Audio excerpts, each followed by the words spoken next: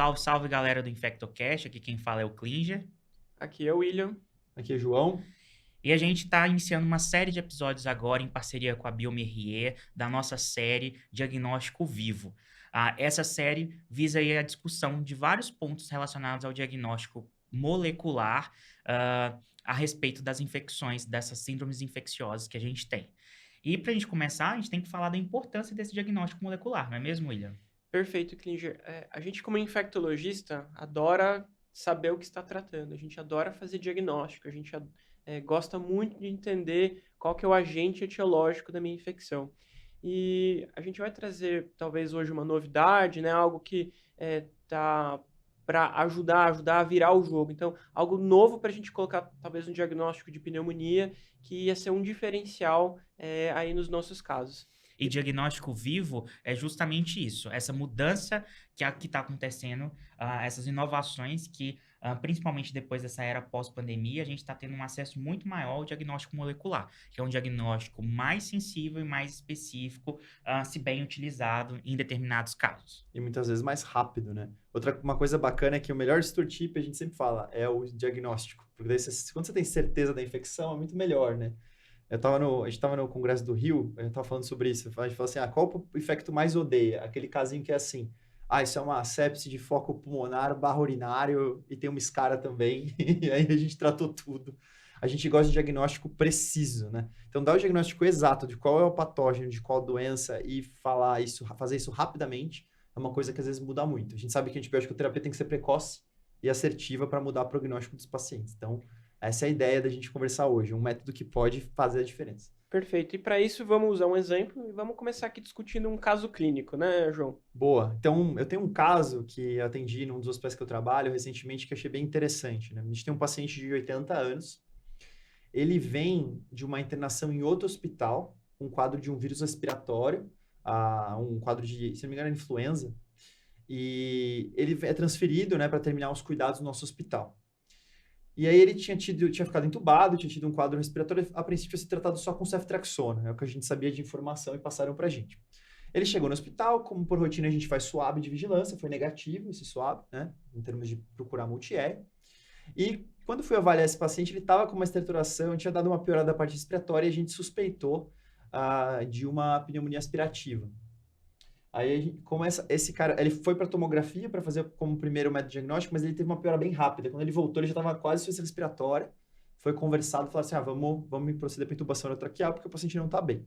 Ou seja, um paciente que veio de outro serviço, que já teve um histórico de ficar entubado em outro serviço, que agora piora de novo, mas agora na minha casa, né? Exato. E ele era idoso, com comorbidades, mas como ele tinha feito uso só de ceftriaxona, a gente começou com meropenem, pensando no risco de SPL, e falamos, ok. Mas a gente suspeitou, porque a piora foi muito rápida e ele foi para intubação. Então, nessa hora, a gente pensou, esse cara veio de outro serviço, tem essa história de usar ceftriaxona, mas será que não pode ter uma coisa a mais? Então, essa foi a discussão. E outra coisa, a gente sabe que talvez a pior pneumonia, a mais grave que a gente tem hoje dentro do hospital, é a pneumonia hospitalar que evolui para ventilação mecânica. A gente está vendo cada vez mais nos estudos epidemiológicos, cortes, que esse grupo de pacientes tem uma mortalidade maior até dos que fazem PAV, que já estavam entubados dentro da UTI. Então, realmente, um paciente que, olhando para ele, assim, você fala assim, um cara de 80 anos, segunda quadro respiratório no período curto, que foi entubado, mortalidade desse cara é o quê? 50%, 60% mortalidade muito alta.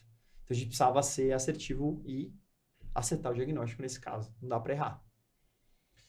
Então, diante de um caso como esse, a ideia foi imediatamente proceder à broncoscopia. A tomografia que a gente falou sugeria mesmo pneumonia aspirativa nas duas bases pulmonares. A gente falou, vamos aproveitar esse momento. É um paciente que a gente tem dúvidas sobre epidemiológica, sobre que tipo de patógeno ele pode ter, porque ele veio de outro serviço. Eu acho que esse é um grande red flag, assim. E ele evoluiu muito rápido, então um alto risco de mortalidade. Então a gente procedeu à broncoscopia e, para mudar o jogo, um painel diagnóstico que pesquisa patógenos, mas também mecanismos de resistência. Legal, João. Então, assim, foi feito o lavado broncoalveolar, então foi colhido aquilo que é de rotina, né? Culturas. Então, culturas do lavado broncoalveolar, algo que a gente sempre faz, e teve um exame a mais, né? Que foi o painel pneumonia do Biofire, que trouxe em 1 hora, né? Um exame que fica pronto em torno de 1 hora, 65 minutos mais ou menos, que fica com esse resultado pronto. A gente conhece muito bem o protocolo dos nossos hospitais, né? E a maioria dos pacientes que evoluem para pneumonia, às vezes vão ganhar um protocolo aí com Tazocin, ou talvez meropenem, e eventualmente uma cobertura para atípicos. Mas no caso desse paciente, o que é que saiu de resultado? Então, isso é bem surpreendente, né? Talvez o grande diferencial, né? Então, o resultado veio positivo com algumas questões. Então, esse exame, ele é um exame que a gente tem que interpretar com cuidado. Ele é um exame longo, tem várias informações que ele nos traz. Então, ele pega vários patógenos. Então, a primeira coisa que a gente olhou foi os germes atípicos, né? Então, tinha lá Mycoplasma, Chlamydia, Bordetella, e a gente olhou e não tinha nenhum desses patógenos atípicos. Legal. Então, é um exame que já, né, assim, já dá uma pesquisada em germes atípicos, que às vezes a gente esquece, né? As nossas coberturas Tazocin, lembrando que não pega germes atípicos, meropenem também não. Então, é algo que poderia ter deixado escapar em algum momento. Eu tive um caso que a gente fez esse painel que a gente descobriu Mycoplasma numa paciente que tinha voltado para o hospital e que a gente não teria coberto, porque a gente muitas vezes esquece dos atípicos, principalmente na pneumonia hospitalar, né? E a gente sabe que tem surtos de legionela, que tem outros pacientes que eles podem dar esse pulinho em casa e voltar com risco de ter um multiarreio do hospital, mas eles vão para casa e voltam, daí eles pegam uma pneumonia comunitária um pouco diferente. Então, a gente teve um caso de Mycoplasma que só pegamos assim também. E a dificuldade de a gente recuperar também esses agentes na cultura, né? Difícil você pegar uma cultura de legionela, de micoplasma, né? Acho que eu não lembro, assim, o que me vem à cabeça de uma cultura positiva. O William teve um caso de legionela que foi um empiema, lembra? Que foi super grave, assim, mas só descobriu no antígeno urinário, e que, assim, ninguém tinha pedido. Sim. O paciente ficou tratando com um monte de antibiótico um tempão, evoluindo mal no outro serviço. Chegou pra gente, o William falou assim, não pediram atípico em nenhum momento. Aí ele pediu esquece, e era legionela, e legionela pode causar pneumonia grave e tudo mais. Exato, e quantas vezes também a gente não pega esses pacientes com escalonando antibiótico e em nenhum momento ele tem uma cobertura para atípico, Exatamente.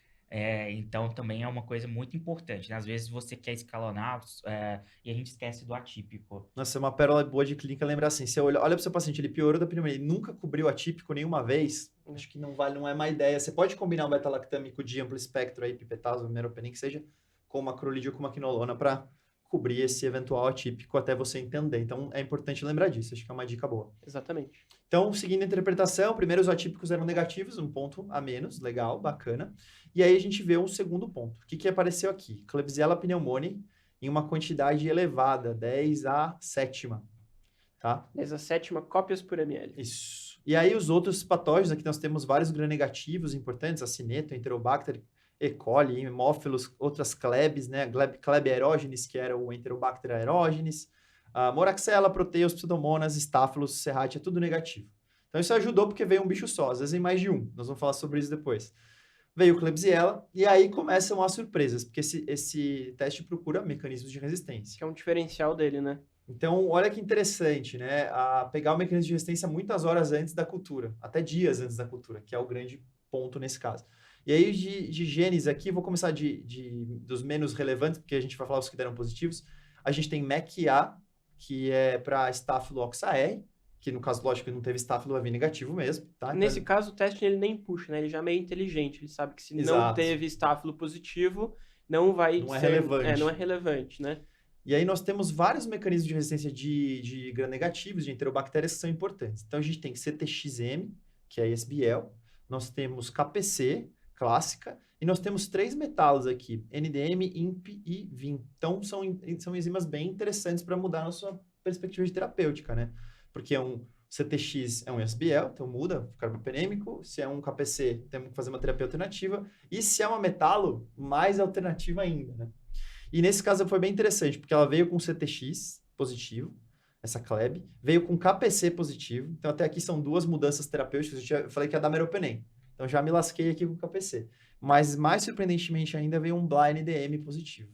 Ou seja, eu tenho um paciente que foi entubado no meu serviço e que em torno de 1 hora eu tenho um agente isolado, um lavado broncoalveolar, que é uma Klebsiella com uma produção de método beta-lactamases que vai completamente fora da grande maioria dos protocolos de antibiótico dos nossos serviços. Não, e a gente claramente não teria coberto, porque tinha uma história de ter recebido só ceftriaxona, né?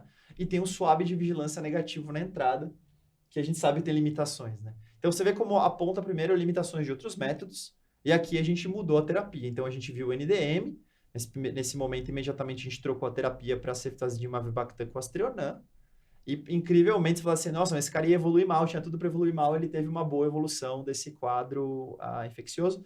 E aí, muito importante dizer, a cultura, e aí é sempre importante dizer isso, esse exame aqui nunca vai dispensar um método de microbiologia convencional. A cultura veio Kleb, no primeiro momento, em 24 horas a gente já tinha Klebsiella pneumoniae, só ela mesmo, em grande quantidade, não tinha outro patógeno, mesmo na cultura do lavado. E aí veio com o resistente a meropenem, nas primeiras 24 horas, né, no automatizado, e foi para as mix. E aí sim, confirmamos que ele também era resistente a ceftazidima avibactam no automatizado. E aí confirmamos com as mix que era, e com os exames subsequentes, que era mesmo NDM. Então, realmente bateu os dois, né? Mas o paciente, nessa altura, já estava com quase 2, 3 dias já de ceftazidima avibactam com astriona. Nesse caso, né, o paciente fez o lavado sexta-feira à noite, sábado de manhã ele estava com esquema antibiótico já guiado para Klebsiella NDM. No caso, a cultura confirmou, né, 72 horas depois, com o antibiograma final. Então, né, lembrando que às vezes a minha cultura ela pode vir em parcelas, os resultados, até sair o resultado, né? Às vezes vem só um gram negativo, depois vem a diferenciação da bactéria, depois diferenciação no antibiograma. Nós estamos falando de um laboratório de ponta que tinha MALDI, que tinha os Exato. PCRs de mecanismo de resistência, que tinha microdiluição caldo, então um laboratório assim, de ponta, que soltou tudo isso. Mas é o que você falou, primeiro ia ser Kleb, depois é automatizado, depois a biologia molecular. E o bom é que o meu lavado, a cultura do meu lavado broncoalveolar confirmou aquilo que tinha no meu painel pneumonia. Exato. Mas aí é importante, William, a gente explicar para quem está ouvindo a gente que o painel, ele se trata de uma amplificação de material genético. Então, as bactérias, elas possuem o seu código genético, né? A gente já conhece esse código genético, e quando eu procuro um teste molecular, eu quero fazer com que aquele material, ele sofra ciclos de amplificação desse material genético, até que eu encontre esse material genético. Então, ele é muito específico, porque eu estou procurando aquela sequência que é específica daquele micro-organismo. Então, por isso que ele é tão específico e tão bom para a gente poder utilizar. E sensível, né? Porque E o PCR sensível pega, também. assim, traços de bactéria, Exato. né? Que às vezes pode até ser um problema, né? Ser muito sensível, pode ser até um problema. A questão e aí, o importante também a gente explicar que, por exemplo, esses mecanismos de resistência, por que a gente pega esses mecanismos de resistência? Todos esses mecanismos de resistência que o João falou, eles são mecanismos de resistência enzimáticos. Então, eu preciso também, né? Toda enzima é uma proteína e, consequentemente, ela tem um código genético que produz, né? Eu tenho uma sequência de nucleotídeos que vão produzir essas enzimas. Então, eu também consigo pegar essa sequência dessas enzimas, desses mecanismos e tentar pesquisar isso. Então, por isso que é tão bom também a gente consegue ter, antes da cultura, já ter o resultado dessa pesquisa de genes de resistência. E aí, acho que é importante, você trouxe uma coisa muito importante. Então, assim, esse exame faz o quê? Ele pega alguns mecanismos de resistência enzimáticos. E daí é importante a gente ter, não adianta ter um painel e não ter um time para interpretar e entender aquilo. Então, nós falamos aqui, então, quem nos acompanha, quem fez o curso do SOS Antibióticos, quem está por dentro aí dos mecanismos de resistência de gram negativo, vai lembrar que eu não falei nenhum mecanismo, por exemplo, de pseudomonas, que seria importante em pseudomonas, por exemplo. Falei vários mecanismos enzimáticos, mas a gente sabe que, por exemplo, pseudomonas, resistência a carbapenêmico, às vezes o mecanismo não é enzimático. Daí a importância de você interpretar corretamente e olhar a tua epidemiologia e conversar com o seu microbiologista, conversar com o seu CCH para saber tudo o que está acontecendo. Porque, por exemplo, se viesse uma pseudomonas e todos esses mecanismos fossem negativos, eu ainda assim não poderia garantir que ela não era resistente a carbapenêmico. E aí eu ia ter que tratar diferente, baseado no quê? Na minha epidemiologia local. Então, lembrando que não tem todos os mecanismos e que conforme o patógeno e o mecanismo que vem, eu preciso interpretar da melhor forma. Tem um caso até que recente, que veio um aureus com MEC-A e uma pseudomonas sem nenhum mecanismo para gram negativo. Então, qual foi a minha terapia? A gente acabou dando linezolida para esse MARSA, só que para a pseudomonas, eu tive que olhar qual que é a minha epidemiologia. E o paciente tinha uso de carbapenêmico, então ela pode ser uma pseudomonas resistente a carbapenêmico, a gente acabou dando ceftolozane e tazobactam, baseado na nossa sensibilidade local. Mas precisa juntar tudo. Tá vendo como, se fosse pseudomonas, já mudou? Então, Klebsiella eu interpreto de um jeito, pseudomonas eu interpreto de outro jeito. E pode ter outros mecanismos. Então, aqui a gente não tem AMP-C, por exemplo. Então, a gente tem que pensar em outros patógenos. Então, tem que olhar o que veio e qual é o mecanismo para fazer sentido. Exato. E não adianta, né, você ter o resultado do exame e aquilo só ser checado na segunda-feira, você só mudar aquela Super conduta importante. Então, primeiro a gente tem que ter um time forte, bem estruturado, da equipe de infecto, aí junto com o controle de infecção, com o laboratório de microbiologia, com a farmácia, para que isso tudo seja coordenado e a gente consiga oferecer o melhor tratamento para aquele paciente. Isso, eu acho que é importante trabalhar esse conceito de o tempo, desde o lavado até a mudança de conduta. Quanto menos tempo, melhor. E a gente tem chance de ter uma janela bem pequena, mas precisa, eu até brinco, quando você começa a fazer esses painéis, você precisa seguir a amostra. Coletou, vamos garantir que chegou no laboratório, vamos garantir que fez, vamos garantir que o microbiologista, assim que tiver o resultado, ele já avisou o médico responsável pela prescrição. Então tem que ser rápido, porque senão não adianta, né? Se for esperar 2, 3 dias, então o método convencional resolve o problema. E uma coisa, né, como eu estava falando desse caso aqui, a gente teve a cultura depois que confirmou e às vezes tem aquele problema, né? Às vezes vem positivo num, negativo em outro, ou seja, às vezes o painel é positivo e a cultura é negativa, às vezes também acontece o contrário. Mas existem alguns estudos de vida real que demonstram que, assim, a grande maioria casam. Então, tanto o meu painel pneumonia quanto as minhas culturas, eu vou ter resultados bem, bem parecidos. Isso que é importante. Quando é diferente, fica a responsabilidade do infecto ajudar a interpretar. Ótimo. E outra coisa, a gente não mencionou, mas acabei nem falando. Mas também tem vírus nesse painel. A gente acabou nem falando disso, aqui não tinha nem suspeita de vírus nesse caso. Mas às vezes surpreende. Então, no mundo dos imunossuprimidos, por exemplo, se esse paciente fosse um paciente clássico, que a gente vê muito, esse que eu comentei do micoplasma no passado foi uma paciente pós-TMO que reinternou com quadro respiratório, podia muito bem ser vírus, a gente nem falou aqui, mas inclui a maior parte dos vírus respiratórios importantes que a gente tem, então, a metapneumo, parainfluenza, influenza, só o Covid que neste painel de pneumonia não tem, então tem que pedir separado. Tem coronavírus não Covid, né? Pelo menos por enquanto. Então, é vírus importante... respiratória, que é super importante de idoso, que era o nosso paciente. Tem imunossuprimido também, então é importante. Tem todos esses, metapneumo, um monte de vírus. Então, a gente não falou, mas também é um diagnóstico interessante. Então, pode ser muito útil em pacientes imunossuprimidos dentro do hospital, também para o diagnóstico diferencial de vírus. Sim, e ouvindo vocês contarem isso, eu pensei o quanto que isso mudaria o jogo na pediatria, por exemplo, né? Porque pediatra morre de medo de... a gente não consegue diagnosticar vírus, né? De uma forma mais fácil, né? Então, você imagina quando a gente conseguir que isso aumente a capilaridade pelo Brasil afora, pelo mundo afora, né? O quanto que isso não vai mudar o jogo, né? Quantas vezes o paciente utiliza antibiótico, que está lá na porta, que a gente fez um caso de uma infecção hospitalar, mas pode ser utilizado também para infecção de comunidade. O paciente chega no pronto-socorro, ele pode ser feito o painel e já sair aí. Porque o que acontece com o médico? Ele fica inseguro, né, de não tratar um quadro bacteriano, mesmo que ele seja viral, né? Isso mas a gente dúvida, vê na prática muito, e acaba prescrevendo um antibiótico. E você tendo a certeza de que aquilo dali se trata de uma infecção viral, acho que isso também mudaria o jogo muito, né? E facilitaria muito a vida de todo mundo. Do pai, né? Do paciente que está ali sabendo que ele tem uma infecção, né? Você dá nome e sobrenome para aquilo, né? Você diminui o antibiótico, você orienta sinais de alarme e você entende. Porque a gente pega muitas das vezes paciente com inúmeros antibióticos, já fez amox com clavulanato, depois passou para uma cefalite segunda. Tem paciente até que chega ceftriaxona intramuscular e você chega no hospital lá, o pediatra querendo fazer meropenem com vancomicina e na verdade se trata de uma infecção viral. Então, esse metapneumo, até citando um caso prático nosso, acho que, a própria endemi que a gente viu, como tem a importância de CCIH isso também, né? Porque tem que isolar esse cara que a gente viu o diagnóstico da endemi não estava nem isolado, né? O swab era negativo. E a gente teve agora uns casos, acho que isso é uma coisa legal, porque esse exame, esse teste, se você tiver a máquina, ele é bem democrático, ele democratiza o acesso. Porque muita gente que não fazia diagnóstico de vírus, você põe um painel. A gente teve 3 casos de metapneumo, lembra que estava discutindo que a gente não via metapneumo, né? Aí você se pergunta, não via porque eu não fazia diagnóstico e agora comecei a fazer. E a importância de CCIH é brutal, porque você imagina que você pode ter um paciente que não fez diagnóstico de infecção viral e ele está num leito compartilhado, está numa UTI aberta, não está no leito de isolamento e você pode até descobrir antes surtos, né? Recentemente a gente falou você deve ter ouvido falar de um surto que a gente teve de Bordetella, de pertussis, de coqueluche. O diagnóstico desse surto veio de painéis diagnósticos moleculares, porque não tinha sido... Ninguém teria percebido que a gente faz diagnóstico de coqueluche de rotina, especialmente em adulto. né? Precisa de um meio especial, uma coleta especial, um swab especial, era super complexo para você fazer diagnóstico.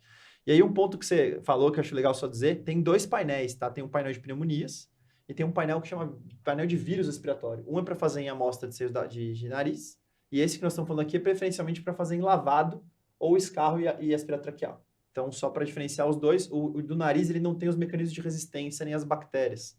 Ele é mais para vírus, ele inclui Covid também, ele é mais para vírus e atípicos. E esse painel que a gente está falando aqui, que é o painel de pneumonia, ele é para lavado, pode ser feito em escarro e aspirado. Claro que, da mesma forma que tem limitação no microbiologia convencional, tem limitação no painel. Então, se fizer um painel de escarro, tem muito mais chance de pegar bactéria de boca, né? Aspirado traqueal, idem. Então, tem uma correlação, é parecido com o que a gente faz na cultura convencional. Eu vou até aproveitar a deixa do que você falou, João, eu vou jogar uns números aqui. Quando a gente fala de sensibilidade e especificidade do painel pneumonia, para lavado broncoalveolar, 96,2 sensibilidade, 98,3 de especificidade, e no escarro, muito alto também, 96,3 de sensibilidade, 97,2% de especificidade. Então, por sensibilidade e especificidade, tanto no lavado quanto no escarro, a princípio a gente tem bons dados. E vamos seguir com esse papo do mais de uma bactéria. Vamos aproveitar, né? No caso, né, voltando para o nosso caso aqui, a gente tinha um paciente que foi entubado, que tinha uma Klebsiella endemi positivo, e eventualmente poderia ter vindo mais de uma bactéria positiva. Então, a gente tem uma vantagem no painel pneumonia, que ele é semi-quantitativo.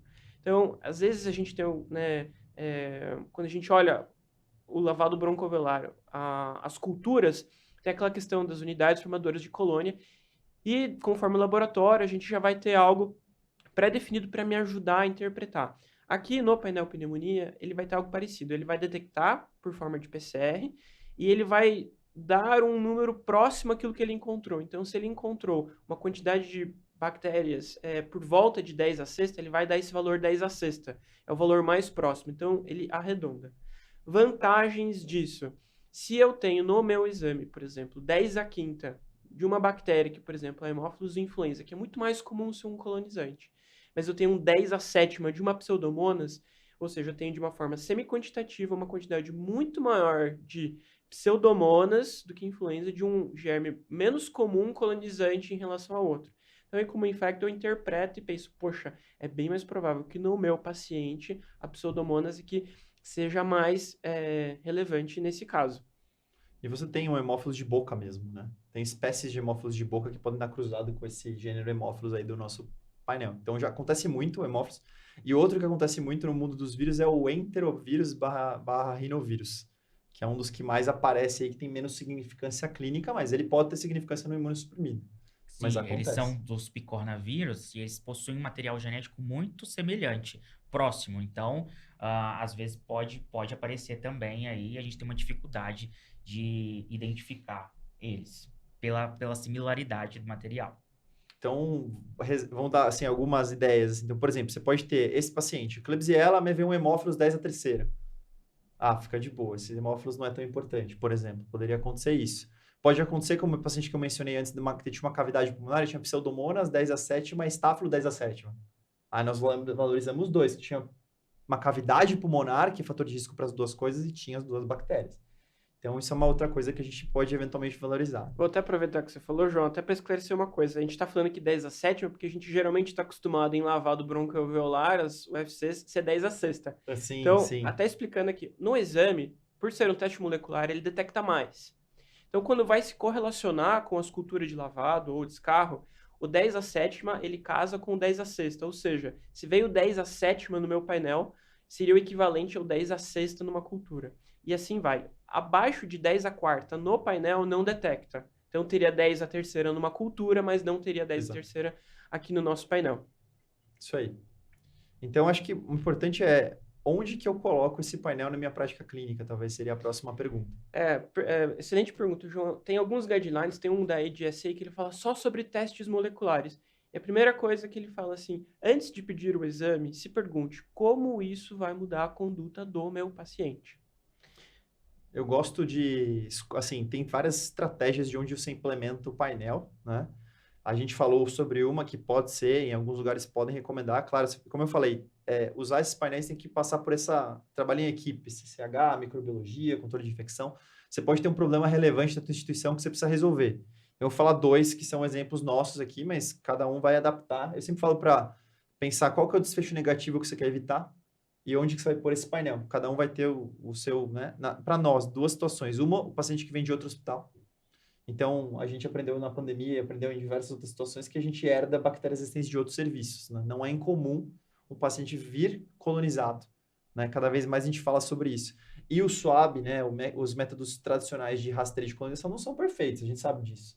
Então, esse é um ótimo exemplo. Um paciente aqui que a gente falou, que é entubado por uma pneumonia, que veio de outro hospital. Então, eventualmente, tem mecanismos que a gente não pegou, porque no rastreio, e você pode usar o painel nessa estratégia. Então, uma pneumonia num paciente que veio de outro hospital, você pode usar o painel. Um outro exemplo que eu gosto muito, que eu sempre falo nas minhas aulas, é o seguinte. Um paciente que já usou carbapenêmico. Que, por exemplo, se o cara já usou carbapenêmico por períodos prolongados, qual que é a próxima infecção que ele vai ter? Ah, ele pode ter uma enterobactéria produtora de KPC. Pode. Pode, mas ele pode ter um Acinetobacter. Mas ele pode ter uma Pseudomonas. Mas ele pode ter uma Stenotrofomonas. Mas ele pode ter, sei lá, algum outro gram-negativo em comum. E aí, na hora de escolher a terapia empírica, putz, vai entrar uma poli, vai entrar uma mica, vai entrar uma droga tóxica com efeito ruim. Às vezes é melhor você ter menos insuficiência renal fazendo o painel para selecionar melhor os pacientes que vão receber as drogas do que dar aquela terapia empírica meio monstra, né? Que pra gente, por exemplo, não é incomum, né? O paciente exposto a carbapenema por longos períodos faz uma nova pneumonia. O que a gente vai dar? Mero, tige, levo, amica e poli, entendeu? Sei lá, fica uma coisa bem complicada e expõe o paciente a maior risco. Então, um exemplo de estratégia é o cara já usou carbapenêmico, nova pneumonia na UTI? Pô, o painel pode ajudar a não fazer tanto tempo dessa terapia empírica monstra aí para cobrir todos os bichos que a gente tem. Exatamente. Eu até tenho um exemplo de um guideline em inglês que ele fala assim: se você considera um antibiótico fora daquilo que está no seu guideline, na sua rotina, no seu protocolo hospitalar, considere um painel molecular que ele pode trazer respostas. Nossa, uma ótima. Então, já fica aí a primeira dica. A segunda dica, talvez um paciente que tenha muito benefício, são pacientes que evoluem grave, né? Então, talvez uma pneumonia até vindo da comunidade, porém evoluindo em gravidade. Então, aquele paciente que você vai acabar precisando internar e dar suporte de oxigênio. Até a gente estava discutindo em episódios sobre o guideline europeu de pneumonia. Ele sugere que, às vezes, tem bactérias que você não vai estar cobrindo no teu esquema inicial. Pseudomonas, Acinetobacter, são bactérias que geralmente, se você não tem um teste positivo para elas, você não vai pensar nelas, que são 2 exemplos que a gente teria no nosso painel aqui. E pacientes idosos com aspirativa tem muita multi-R, especialmente se é reinternação também, você pode considerar. Então, o cara teve alta há pouco tempo, teve uso de vários antibióticos, foi para casa, voltou. Pode ser um outro para você pensar também, como você falou, né? Exatamente. E outra situação, às vezes um paciente imunossuprimido, né? Quando a gente está em contexto de pacientes que estão fazendo algum tipo de quimioterapia, transplante de medula óssea, transplante de órgãos sólidos, que estão em vigência de imunossupressão. São pacientes que podem evoluir em gravidade mais rápido, né? Tendem a evoluir mais rápido. Você vai ter respostas mais rápidas para ajudar, talvez, a otimizar a sua terapia. E os próprios pacientes com múltiplas comorbidades, né? Você pega um paciente com uma IC, com fração de ejeção muito baixa, né? Que o cardio já demorou muito para compensar, que aquela infecção vai ser Nossa, muito prejudicial. né? Vai ser uma fonte aí de descompensação. E a gente tem, né, vários casos assim, de pneumopatas, pacientes cirróticos, com cardiopatias, que também podem aumentar essa chance, né? Perfeito. E aí ia falar, só no mundo do imunossuprimido, aproveitando, tem 2 coisas que eu acho legal falar. A primeira é o que esse painel não inclui. Então, por exemplo, quando a gente vai para uma lavada no imunossuprimido, a gente pensa em pneumocistose, por exemplo, não tem pneumocistes aqui. Não tem, por exemplo, citomegalovírus da família do herpes, se eu supor que esses vírus vão causar pneumonia. Pode acontecer no imunossuprimido, não inclui. Toxo não inclui, por exemplo. A galactomanana e PCRs fúngicos também não tem. Então, é importante dizer que não tem, né? Acho que isso é uma coisa legal. Então, no imunossuprimido, você vai acrescentar mais coisas, aqui nós somos de bactéria e vírus. E eu gosto também de um outro detalhe, que é o seguinte, no imunossuprimido, o que esse painel ajuda também? Aí é legal, é o painel negativo. Você fala assim, pô, mas painel negativo? Você tem um paciente imunossuprimido grave, foi pro tubo, SARA, veio pneumocistes, mas tem um painel negativo, pô, dá uma tranquilidade, você pode juntar com alguns outros métodos, sei lá, procalcitonina, alguma outra coisa, mas você fala assim, vou tirar o antibiótico e vou tratar o que eu encontrei aqui, sei lá, pneumocistose. Acontece muito, pessoal, isso é muito comum. O próprio guideline do IDSA, ele fala assim, sobre testes moleculares, às vezes você pode usar ele como uma ferramenta somada a outra para te ajudar, às vezes, suspender antibiótico. Então, pode ser que no final, você vai fazer um stewardship no seu centro, usando, por exemplo, eu tenho um painel respiratório negativo, um painel pneumonia negativo e uma procalcitonina negativo, pô, eu tenho 2 exames ali Nossa, super sensíveis. que trazem uma resposta significativa. Eu fico bem mais tranquilo, às vezes, para negociar com a minha equipe. Pô, vamos suspender esse meropenem, vamos, pô, já dá aquela calma. Exato, ou reduzir bastante o espectro, né? Você tira um mero take, não sei o que, Perfeito, enxuga. Ou se vem vírus também, né? Outra coisa que você pode falar, ó, galera, vírus, já demos aqui poucos dias de antibiótico, vamos tirar, entendeu? Exatamente. Exato. E vem o influenza, por exemplo, a gente sabe que o melhor dos mundos, quanto mais precoce iniciar o tratamento, né? E às Exatamente. vezes você não tá nem pensando que pode ser, né? A gente tem uma circulação aí viral que tá praticamente o ano todo, né? A gente não tá mais conseguindo definir aqueles períodos de pico, né? Apesar de ser aí no outono e inverno, mas que você tá o tempo tá muito louco, né? O clima tá muito louco. Então, isso tá circulando. Uhum. Eu acho que é um jeito de diagnosticar coisas que você não diagnostica, né? E de descalonar. E aí a gente, infecto é assim, descalonar, ótimo, tirar, ó, melhor ainda, mas a gente trabalha ali, encurtar. Então, se você encurtou, se você reduziu o espectro, se você tirou, tudo isso para nós é um ganho importante no stewardship. Então, tem estudos que mostram que dá para você fazer isso com painel diagnóstico. Tem vários estudos, cada um com, né, coisas diferentes, fechos diferentes, mas que você consegue reduzir o espectro, pelo menos, dos antimicrobianos. E epidemiologicamente, essa vigilância é muito importante, né, João? Porque a gente vê, eles sempre vêm juntos, né? Então, você tem casos de pneumonia por sincicial, por exemplo. Aí você fala, nossa, tá vindo muito, ô João, tô vendo muito pneumonia sincicial. E aí a gente fica mais... um vai contando pro outro, né? Essa fofoca se espalha, já que a gente não tem uma vigilância tão eficaz, assim, desses casos, né? Então, importante também nessa vigilância epidemiológica aí que vai mudar o jogo desses pacientes. E acho que por último aqui a gente pode comentar talvez situações que não vale a pena eu querer considerar pedir um painel pneumonia, né? Exemplos negativos, exemplos que talvez assim, né? A gente tem que levar em conta custos, né? Então não dá para sair pedindo para todo mundo para não banalizar o meu exame. Eu acho que você tem um paciente que, vou dar um exemplo bem clássico, assim, veio da comunidade, não foi entubado, ou tá ali no limite, mas cresceu um pneumo na hemocultura. Pô, é um pneumococo, entendeu? Você tem um antígeno de legionela positivo. Já tem Você minha tem um resposta diagnóstico em mão, bom, talvez não seja necessário, mesmo que ele seja entubado, né? Você já tem um bom diagnóstico, talvez não seja muito importante. A outra coisa, tem que ter cuidado com o diagnóstico diferencial. É que é engraçado, suponha que é uma pneumonia, que é uma insuficiência cardíaca descompensada ou edema agudo grave. Aí o pessoal entra com um antibiótico. Aí até é bom também, negativo, para você ficar tranquilo. Né? Exato. Não é tão ruim assim também. Isso. E outra coisa é que a gente não pode utilizar isso para controle de cura, né? Você ainda pode permanecer com esse vírus defectivo, né? Essa liberação, as células vão morrendo, vão liberando aquele material genético. Então, você ainda consegue detectar esse material genético desse micro-organismo defectivo, né? Defeituoso por muito tempo. Então, esse painel ele pode ficar positivo, né? Eu tenho casos de pacientes que ficaram positivos 4 meses, porque você ainda pode identificar, ele é para diagnóstico, não é para controle de cura. Exemplo, quando a gente faz o TRMTB e o BAR, né? BAR para controle de cura, TRMTB para diagnóstico. Então, o método molecular, ele é para diagnóstico e não para controle de cura. Excelente exemplo. E aí, outra coisa, não ficar repetindo. Isso eu já vi acontecer também sem querer. Tomar cuidado, que eu já vi um pediu, outro pediu no outro dia. Às vezes o paciente faz uma bronco higiênica ou faz uma bronco que não é para investigar uma infecção e pede tudo. Isso é uma das coisas que pra gente às vezes dá trabalho. Então, incluir o exame na rotina, né? Exato. Então, cuidado, porque às vezes você fez o diagnóstico, tá tratando e o cara vai pra uma bronco higiênica. Brônquio porque, sei lá, sangrou. Não tem a mesma relação, não tem uma dúvida infecciosa. Aí você repete todos os PCRs e o painel, talvez você acrescente custo que não vai beneficiar muito o seu paciente. E não só isso, João, às vezes vem uma pseudomonas positiva ali, alguém vai querer tratar, vai dar um antibiótico para um paciente de forma desnecessária, Então, outro ponto, não pedir exame de rotina, né? Tem que ter sua É o indicação. paralelo com o aspirato traqueal esse, né? Ficar pedindo aspirato Exatamente. traqueal todo dia, 2, 3 dias, não adianta nada, você vai overtreat, né? Você vai tratar até demais, pode ser ruim. E eu vou dar mais um exemplo aqui, talvez de quando a gente tem que considerar não pedir o exame, sempre leve em conta a epidemiologia local. Às vezes o paciente já deveria ter feito outro teste no pronto-socorro que ia trazer o meu diagnóstico antes. Vou dar um exemplo. Durante a pandemia de Covid, se criou essa rotina de ter feito PCR para Covid logo na porta da entrada, né, do paciente no meu serviço.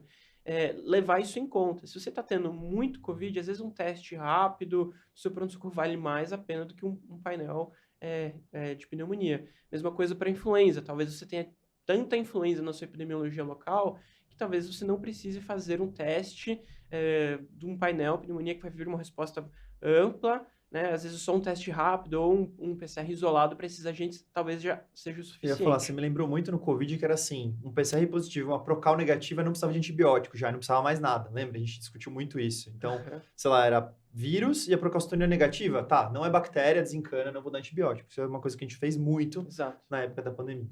Eu acho que a grande questão é a gente ter as cartas na mesa, né?